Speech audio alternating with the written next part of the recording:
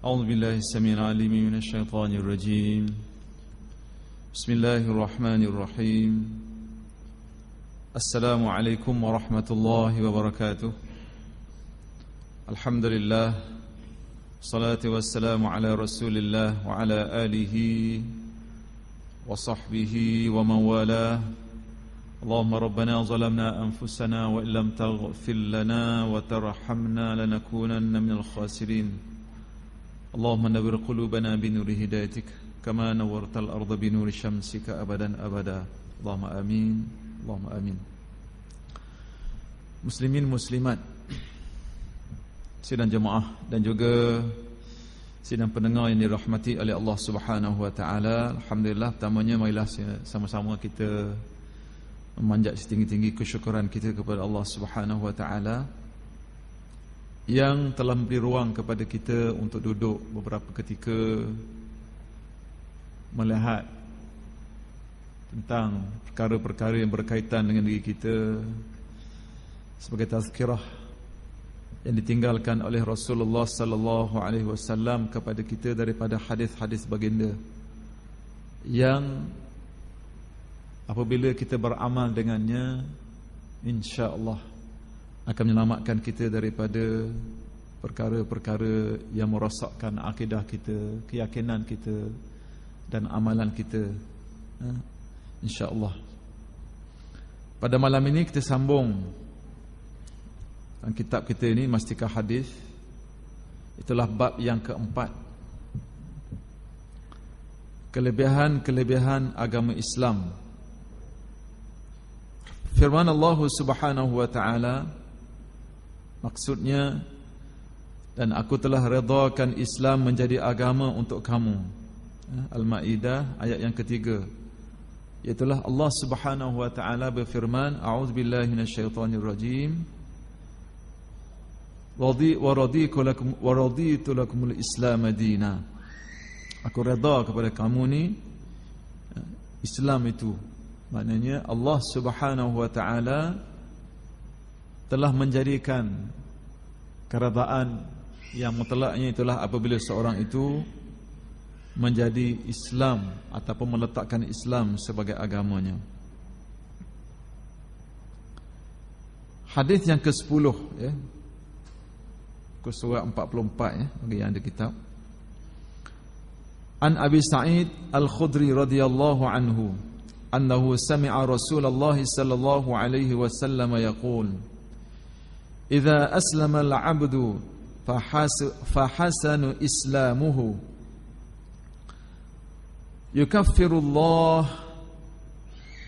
Allahu anhu kulla sayyi'atin zalafaha wa kana ba'da dhalika al-qisasu al-hasanatu bi'ashri amthaliha ila 700 dhi'fin was-sayyi'atu bimithliha illa an yatajawazallahu anha.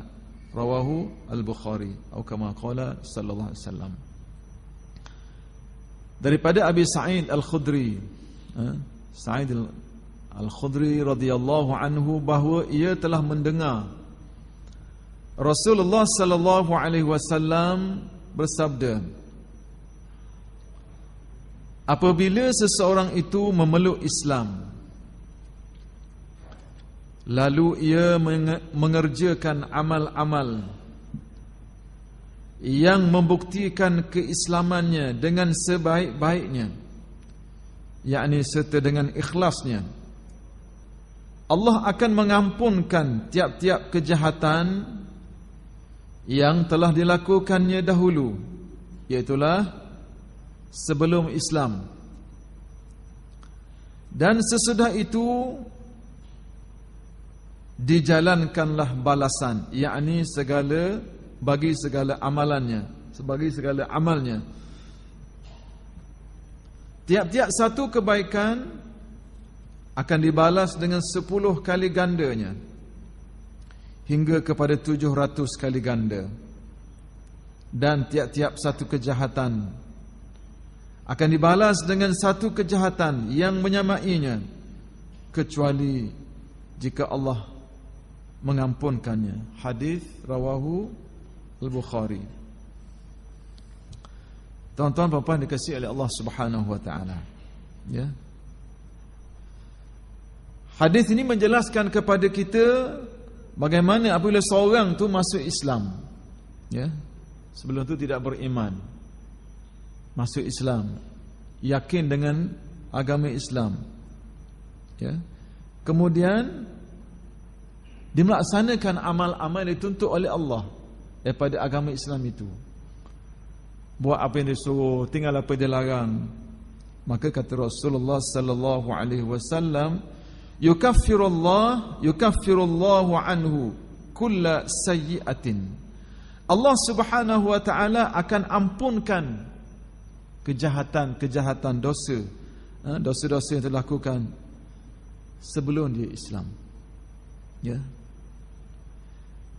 Jadi hadis ini jelas bagaimana bila orang tu masuk Islam, Allah Ta'ala bersih kejahatan dia, dosa yang dia buat. Ya. Dan dalam hadis ini juga menyebut bagaimana sesuatu kebaikan dibalas dengan 10 kali ganda ganjarannya, kelebihannya, dan hinggalah kepada 700 kali ganda. 10 hingga kepada 700. Tengok, bergantung kepada amal apa yang kita buat. Balasan itu, pahala itu, ganjaran itu di sisi Allah Subhanahu wa taala hinggalah berganda-ganda kepada 10, hinggalah kepada lebih daripada itu, disebut hingga kepada 700 kali ganda.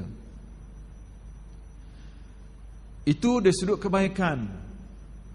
Dari sudut kejahatannya, ya, wasayyi'atu bimithliha. Kejahatan, satu kejahatan menyamainya. Maknanya orang yang buat satu kejahatan, maka dosa satu. Ya. Kecuali jika Allah mengampunkannya. Di sini ada 2 perbandingan Rasulullah menyebut.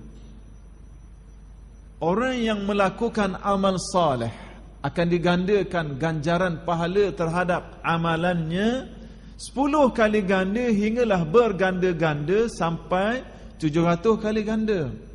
Dha'afan mudha'afah, ada setengah kelebihan berganda-ganda. Disebut zahir hadis ini ialah 10 hingga 700. Itu al-hasanah, kebaikan. Adapun orang yang buat jahat, dia buat satu amalan, maka dosanya satu. Di situ kita nampak rahmatnya Allah, ya, kepada hamba dia. Bagaimana Allah Subhanahu wa taala Maha Pengampun. Buat dosa minta ampun, digugurkan dosanya. Sebab itu disebut dalam hadis ini, melainkan akan diampunkan dosanya oleh Allah Subhanahu wa taala. Kita sambung apa ditulis oleh pengarang. Hadis yang ke-10 ini mengandungi yang pertama, setiap orang yang masuk Islam dengan sebenar-benarnya akan diampunkan segala dosanya yang telah lalu. Itu yang pertama. Yang kedua,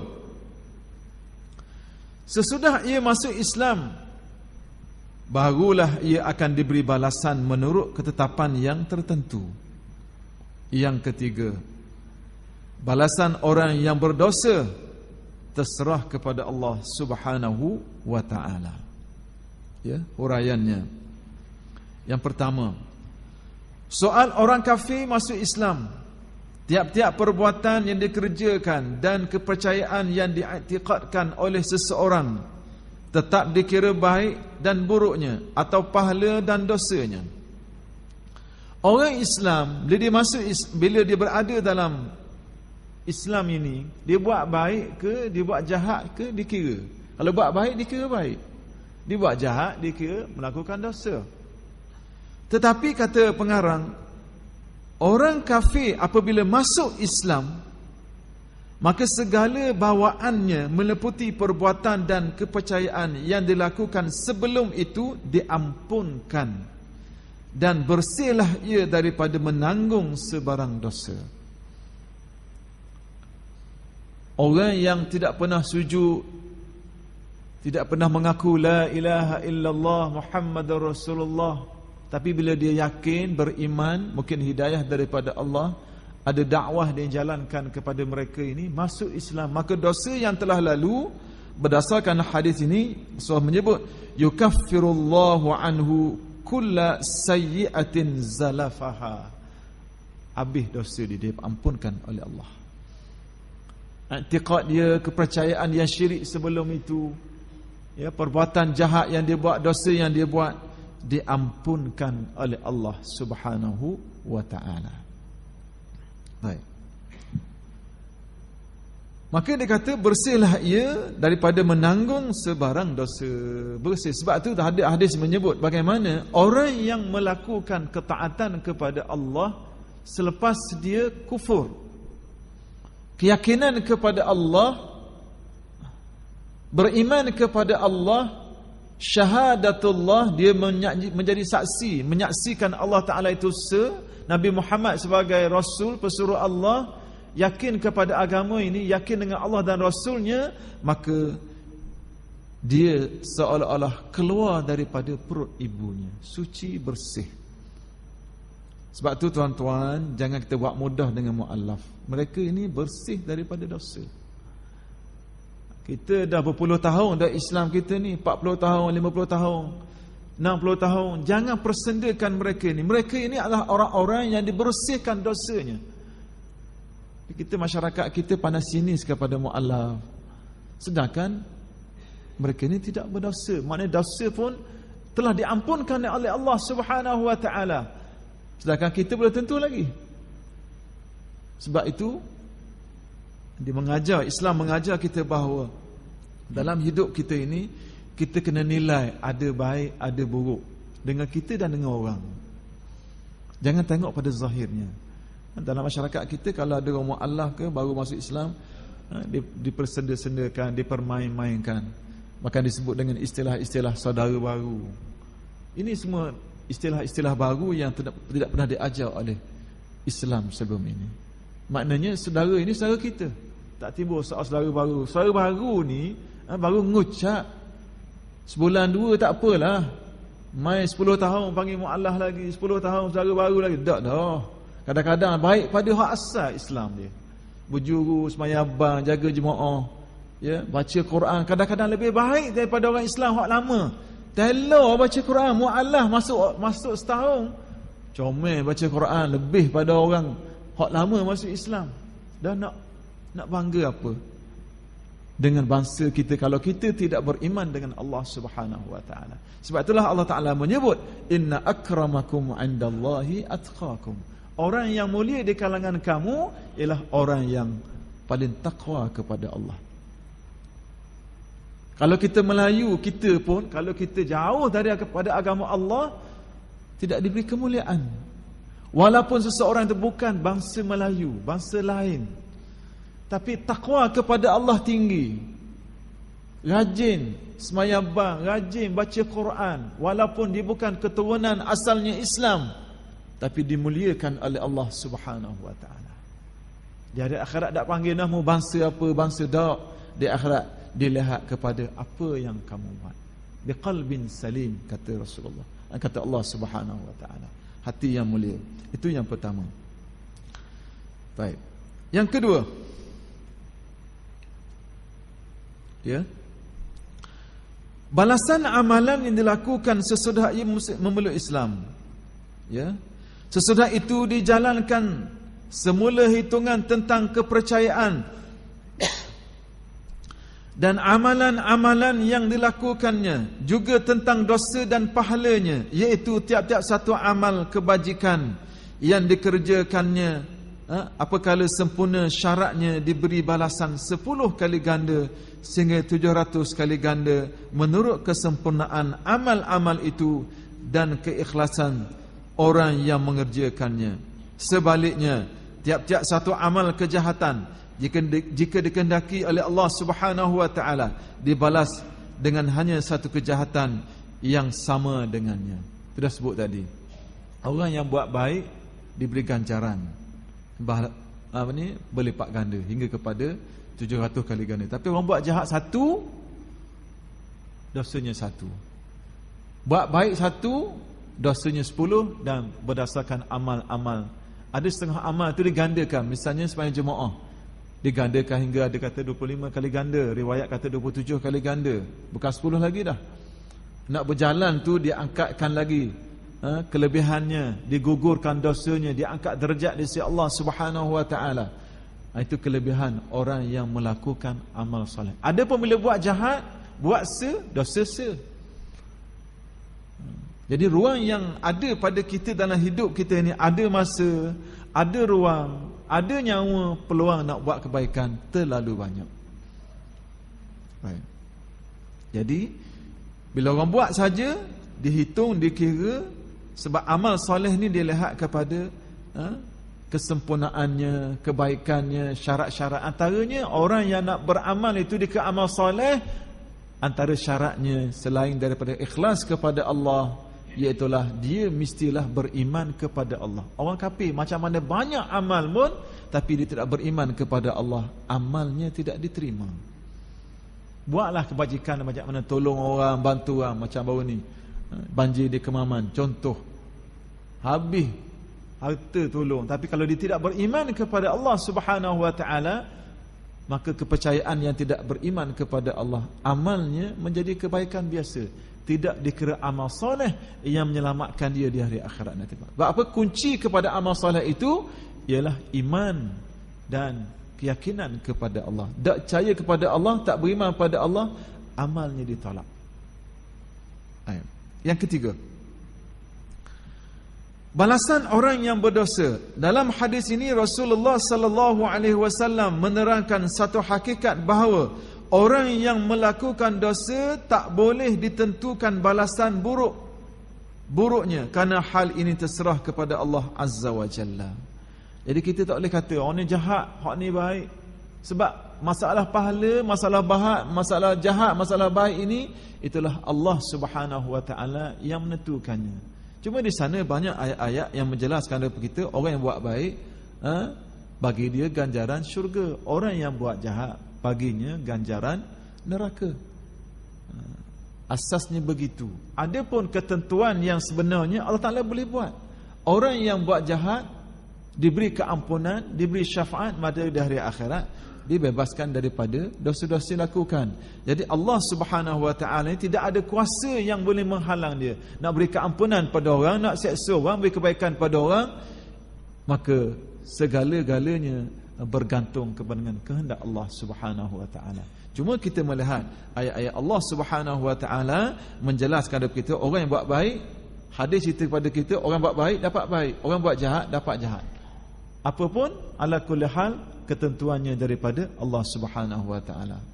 Kalau Allah Taala janji begitu, kalau dia tak ikut, maknanya bercanggahlah dengan janjinya. Tapi Allah Subhanahu wa taala Maha Agung, Maha Kuasa, dia boleh buat apa saja. Baik.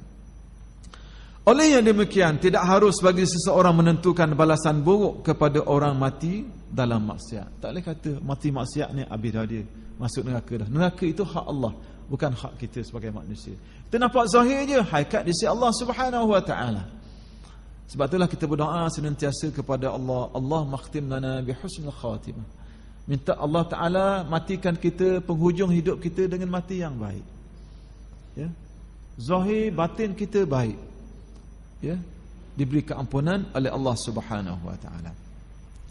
Dengan ini tertolaklah pegangan puak yang menetapkan balasan neraka kepada orang yang melakukan dosa besar, dan pegangan puak yang mengatakan bahawa orang yang berdosa besar terkeluar daripada Islam. Juga tertolaklah kepercayaan puak yang menetapkan bahawa orang yang berdosa besar itu kekal dalam neraka. Jadi dalam Islam ni mutaakhir ini, bahkan dulu lagi banyak mazhab-mazhab akidah, Jabariyahnya, Mu'tazilahnya, Qadariyahnya, yang berkait rapat, dan kita ahli sunnahnya berkait rapat dengan soal-soal af'alul ibad. Kalau tuan-tuan buka balik kitab apa ni, kitab tauhid yang berkaitan dengan af'alul ibad, perbahasannya sangat panjang. Jadi berdasarkan hadis ini, kecenderungan bagaimana kepada kita kepercayaan ahli sunnah wal jamaah bahawa orang yang melakukan kebaikan itu mendapat kebaikan dan tidak kekal dalam neraka, dan bagi orang yang melakukan dosa, mana setelah diberi balasan akan terkeluarlah dia daripada neraka itu, dan akhirnya dengan mendapat syurga Allah bergantung kepada amal-amal yang dia buat. Apabila ada saja iman, ada kepercayaan kepada Allah, mana berdasarkan i'tikad kita ahli sunnah wal jamaah, akhirnya akan diberi balasan syurga Allah Subhanahu wa taala. Hadis yang ke-11, ya. An Abi Hurairah radhiyallahu anhu qala Rasulullah sallallahu alaihi wasallam, idza ahsana ahadukum islamahu fakullu hasanatin ya'maluha tuktabu lahu bi'ashri amsalha ila 700 dha'fin wa kullu sayyi'atin ya'maluha tuktabu lahu bimithliha, rawahu al-Bukhari atau kama qala sallallahu alaihi wasallam. Kaitan hadis yang maknanya rapat dengan hadis yang ke-10 daripada Abu Hurairah radhiyallahu anhu, katanya Rasulullah sallallahu alaihi wasallam bersabda, apabila salah seorang daripada kamu mengerjakan amal-amal yang membuktikan keislamannya dengan sebaik-baiknya serta dengan ikhlasnya, maka tiap-tiap kebaikan yang dikerjakannya akan ditulis baginya 10 kebaikan yang menyamainya sehingga kepada 700 kali ganda, dan tiap-tiap satu kejahatan yang dilakukannya akan ditulis baginya satu kejahatan yang menyamainya. Dia makna hadis yang ke-10, yang ke-11 yang terakhir kita baca tadi, bagaimana orang yang melakukan kebaikan, satu kebaikan digandakan pahalanya sehinggalah kepada 10 hinggalah kepada 700 kali ganda, berdasarkan amal apa yang dilakukan, ya. Tetapi sebaliknya, orang yang melakukan satu kejahatan, maka baginya dicatat satu kejahatan. Kita bila kita buat baik ini, ada yang mencatatnya. Gerak hati kita ni ketahui oleh Allah Subhanahu wa taala. Niat yang baik dapat pahala dah. Niat yang baik dapat pahala. Bila buat dapat 10 dan berganda-ganda hinggalah kepada, berdasarkan riwayat ini, 700 kali ganda. Tapi niat yang jahat tak boleh dosa lagi. Buat jahat baru berdosa. Hanya rahmatnya Allah, kasihnya Allah kepada hamba-Nya. Baik. Hadis yang ke-11 ini mengandungi tentang nilaian Islam terhadap kebajikan dan kejahatan. Huraiannya, Islam memang ada kelebihannya dengan sifatnya agama yang sah di sisi Allah. Di antara kelebihan-kelebihan Islam ialah tiap-tiap satu amal yang baik diberi balasan sekurang-kurangnya dengan 10 kali ganda. Kelebihan ini tidak dapat dicapai dengan pengakuan mulut semata-mata atau dengan sebab keturunan Islam sahaja, tetapi dicapai hanya dengan amal-amal yang baik yang sempurna lagi ikhlas untuk beroleh keredaan Allah Azza wa Jalla. Jadi kata pengarang, Islam ni kalau orang beramal dengannya dapat kelebihan, ya. Baca Quran dapat kelebihan. Ada kata, bukanlah kata Rasulullah, aku kata satu kalimah, satu ayat itu satu pahala, tapi alif lam mim, satu alif lam mim itu masing-masing ada pahala sendiri, ya. 10 bukanlah alif lam mim satu kalimah, dak satu diberi satu pahala, tapi diberi satu alif itu satu pahala, lam satu pahala, mim satu pahala. Itu baru Quran. Tak tengok lagi kita berjalan ke masjid, pergi tolong orang, pandu kereta, bawa motor, pergi cari buat kebaikan pada jalan Allah Subhanahu wa taala. Semua itu dikira ganjaran. Yang disebut dalam hadis-hadis kebaikan orang yang berjuang di jalan Allah Subhanahu wa taala. Rasulullah sebut dalam hadis, orang yang keluar daripada rumahnya, debu-debu yang melekat pada kakinya, debu-debu yang melekat pada, kalau dulu disebut dalam pada kudanya, kaki kudanya, debu-debu yang boleh memadamkan api neraka Allah Subhanahu wa taala pada hari akhirat. Itu baru debu. Tak lihat dari sudut perjuangannya, pengorbanannya, wang ringgitnya, nyawanya. Jadi kita melihat kelebihan yang Allah Ta'ala beri kepada kita tak padan dengan amal kita buat. Sebab itulah kita masuk syurga ni bukan kerana amal sangat, tak padan.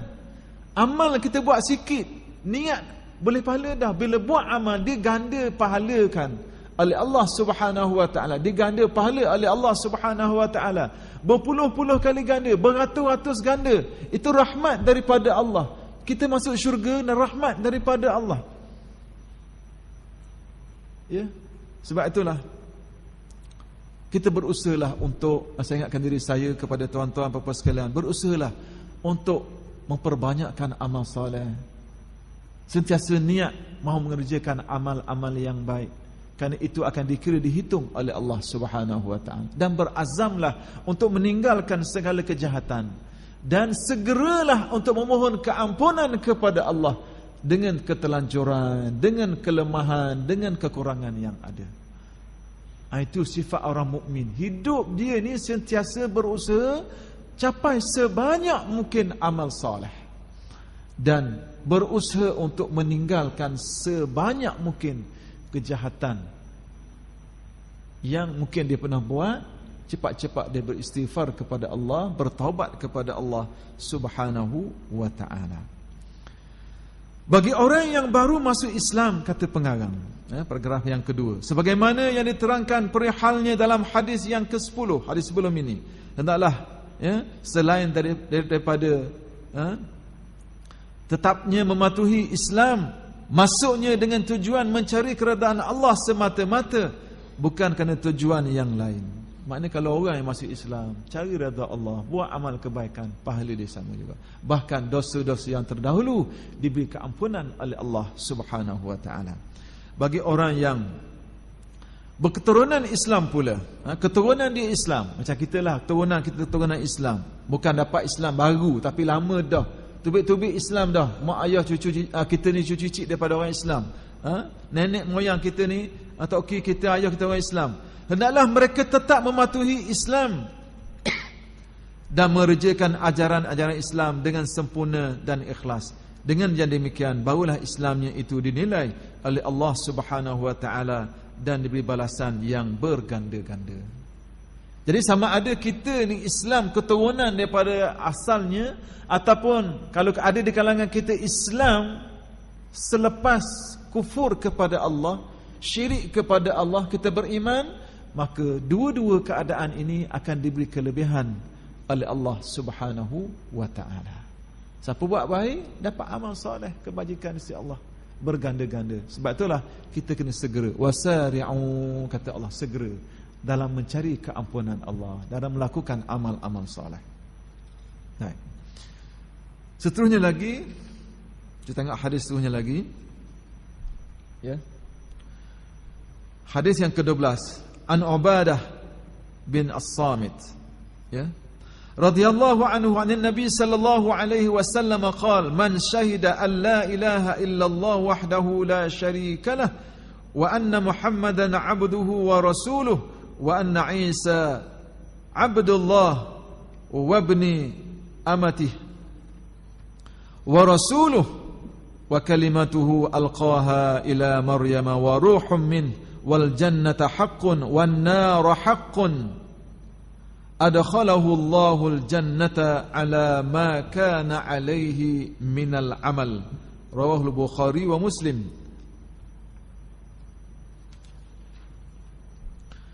Dari Ubadah bin Samit bin As-Samit radhiyallahu anhu, daripada Nabi sallallahu alaihi wasallam, siapa yang meyakini serta menerangkan kebenaran bahawa sesungguhnya tiada Tuhan yang berhak disembah melainkan Allah yang Maha Esa, la ilaha illallah wahdah la syarikalah, tiada sekutu baginya, dan bahawa sesungguhnya Nabi Muhammad sallallahu alaihi wasallam ialah hamba-Nya dan rasul-Nya, dan bahawa sesungguhnya Nabi Isa ialah hamba Allah dan anak hambanya itulah Maryam serta rasulnya, dan Nabi Isa juga ialah kalimatullah yang telah disampaikannya kepada Maryam, dan ia juga tiupan ruh daripadanya, dan bahawa syurga yang dijanjikan itu benar dan neraka yang dijanjikan itu benar, nescaya Allah akan memasukkan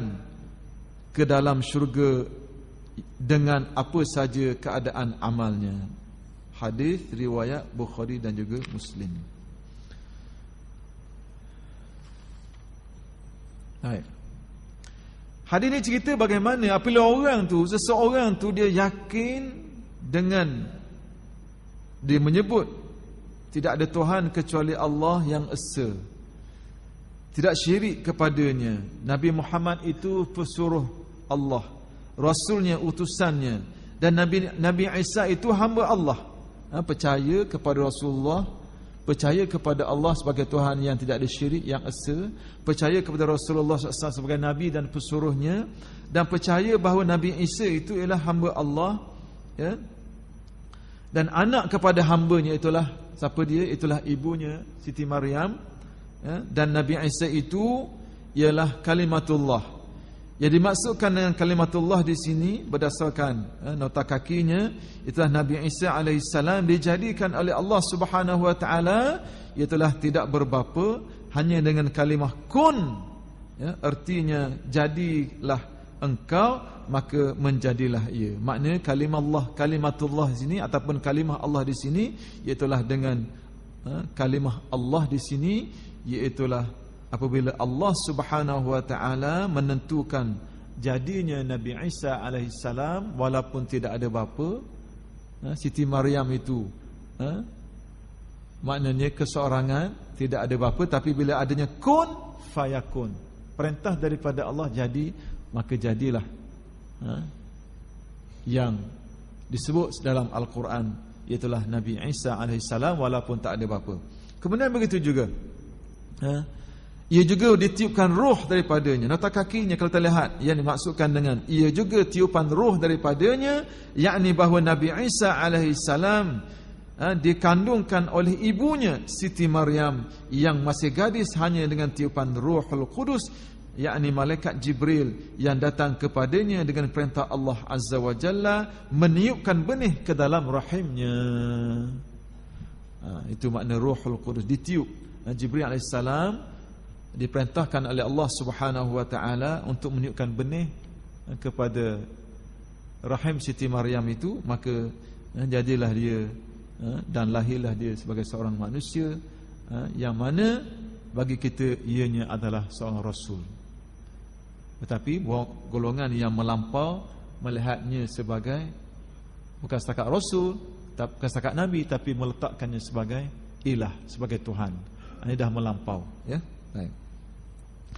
Kandungan hadis yang ke-12 ini menerangkan keyakinan yang pertama, keyakinan dan penerangan yang dengannya seorang tetap dimasukkan dalam syurga Allah. Yang kedua, Islam menentang fahaman-fahaman yang sesat. Huraiannya, pertama, keyakinan dan penerangan untuk mendapat balasan baik daripada Allah Subhanahu wa taala dan perlindungannya daripada azabnya, maka tak dapat tidak seorang itu mestilah melafazkan kalimah syahadah, iaitu menerangkan keyakinan tentang keesaan Allah, kerasulannya Nabi sallallahu alaihi wasallam, dan menerangkan keyakinan bahawa Nabi Isa alaihi salam hamba Allah dan rasulnya, juga menerangkan keyakinan tentang adanya balasan syurga dan juga neraka. Percaya kepada Allah, Tuhan yang esa, tidak ada syirik. Percaya pada Nabi Muhammad sebagai pesuruh, sebagai Nabi sallallahu alaihi wasallam. Percaya pada Nabi Isa itu sebagai rasulnya, Nabi Allah Subhanahu wa taala, dan juga bahawa ianya adalah di sana adanya neraka, adanya syurga. Maka sesiapa mati dengan berpegang teguh kepada i'tiqad yang demikian, siapa yang betul-betul beriman tidak ada Allah, tidak ada Tuhan kecuali Allah, tidak ada syirik baginya, la ilaha illallah wahdah la syarikalah, tidak syirik baginya, nescaya tetaplah ia menjadi ahli syurga. Ada saja benih iman dalam keyakinan dan i'tiqadnya, maka akhirnya dia akan mendapat syurga Allah Subhanahu wa taala.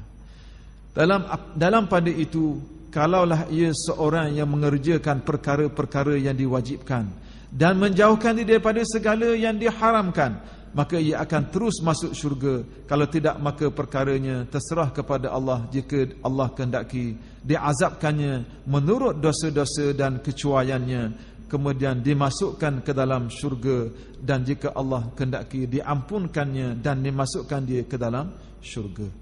Jadi soal syurga, soal pahala, soal neraka, soal dosa, ini hak Allah Subhanahu wa taala. Tidak boleh campur tangan daripada mana-mana hamba, mana-mana makhluk. Orang yang berdosa, Allah Taala layak memberi keampunan. Ini dikaitkan di sini. Yang beriman kepada Allah, yang melakukan amal soleh, maka baginya syurga. Mudah berterusan dengan syurga. Terus. Orang yang beriman kepada Allah ada dosa, kemungkinan diberi keampunan oleh Allah, kemungkinan diazab dahulu, kemudian baru penghujungnya masuk syurga Allah Subhanahu wa taala. Yang kedua, ya. Hadis Rasulullah sallallahu alaihi wasallam ini menerangkan asas kepercayaan Islam yang menolak bulat-bulat kepercayaan dan kefahaman. Yang pertama, hadis ni cerita kepada kita asas kepercayaan yang ada pada Islam. Yang pertama apa dia? Orang-orang Kristian yang mengatakan kononnya Nabi Isa anak Tuhan. Itu tak betul. Ya. Yang kedua, orang Yahudi yang mengingkari kerasulan Nabi Isa alaihi salam. Yang ketiga, puak-puak yang menyatakan tidak ada syurga dan neraka. Semua ini kefahaman sesat. Masihi, Kristian, dia meletakkan Nabi Isa terlalu kudus, terlalu suci, bersih, mengatasi sebagai manusia biasa, letak sebagai Tuhan. Itu dah sesat. Sebab itulah dalam setiap rakaat kita berdoa kepada Allah Subhanahu wa taala, ihdinas siratal mustaqim, siratal ladzina an'amta alaihim ghairil maghdubi alaihim waladdallin. Ya Allah, berilah kami jalan yang lurus, bukan jalan-jalan orang yang kau murkai, bukan jalan orang-orang yang sesat. Daripada golongan mana? Golongan Yahudi, golongan Nasrani. Nasrani, ya, yang sesat, mengambil Nabi Isa sebagai Tuhan. Ya, sebab dia kata ini roh suci ada pada Nabi Isa alaihissalam. Ini dah melampau. Sebab tu sayangnya kita kepada Nabi, tak ke Nabi mana sekalipun, tidak menjangkau kelebihan yang ada pada Tuhan. Itulah Allah Subhanahu wa taala. Pujinya kita pada Nabi sallallahu alaihi wasallam, sanjungnya kita pada Nabi Muhammad sallallahu alaihi wasallam tidak boleh mengatasi pujian kita kepada Allah. Sebab Nabi adalah makhluk, Allah sebagai Tuhan yang tidak ada syirik baginya. Dan apabila keyakinan ini pada kita ada, maka insya-Allah dengan izin Allah Subhanahu wa taala, dengan janji Allah Subhanahu wa taala, maka kita akan mendapat kebaikan syurga di hari akhirat nanti. Dan bagaimana orang-orang Yahudi pula yang mengingkari kerasulan Nabi Isa alaihissalam.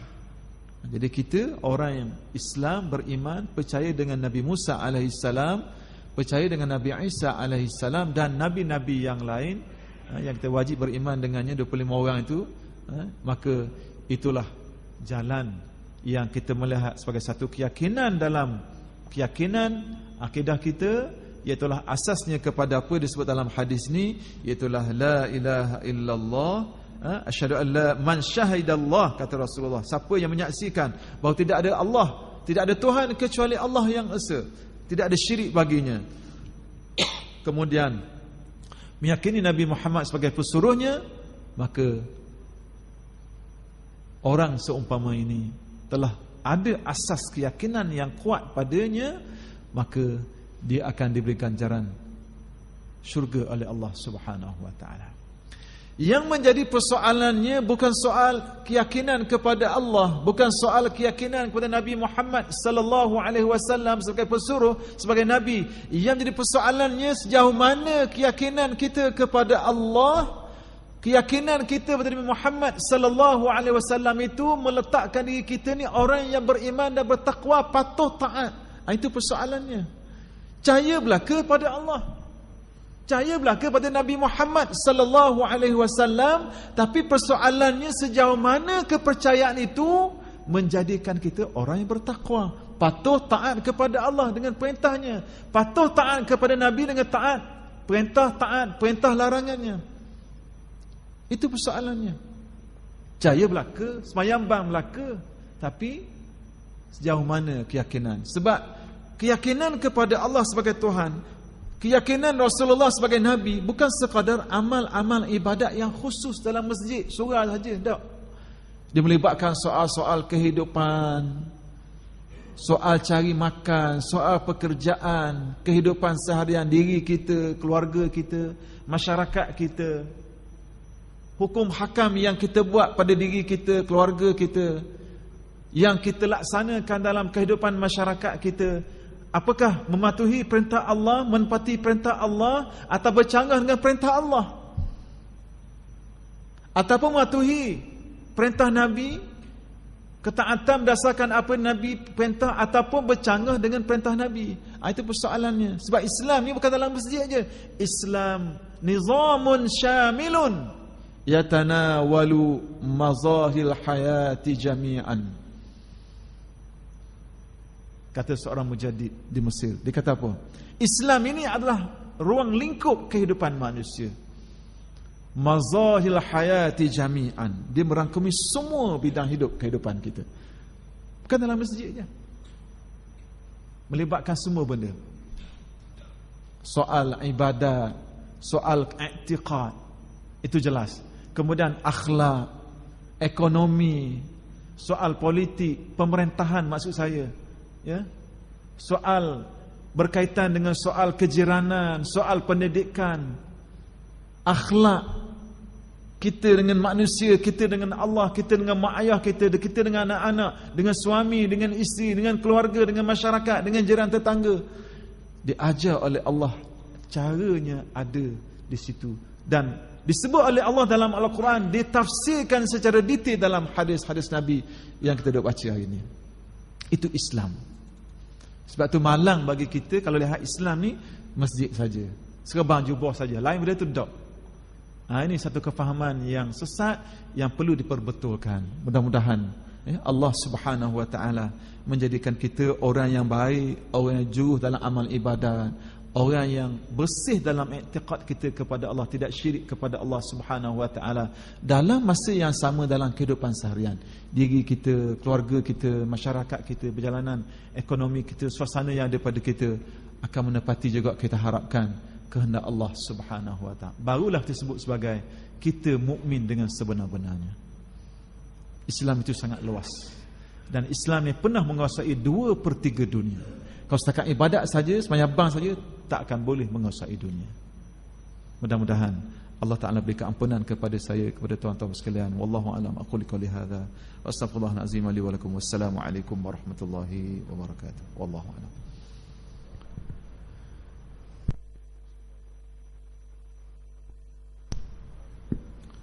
Bismillahirrahmanirrahim. Wal 'asr innal insana lafi khusr. Wa tawassaw bil haqqi wa tawassaw bis sabr.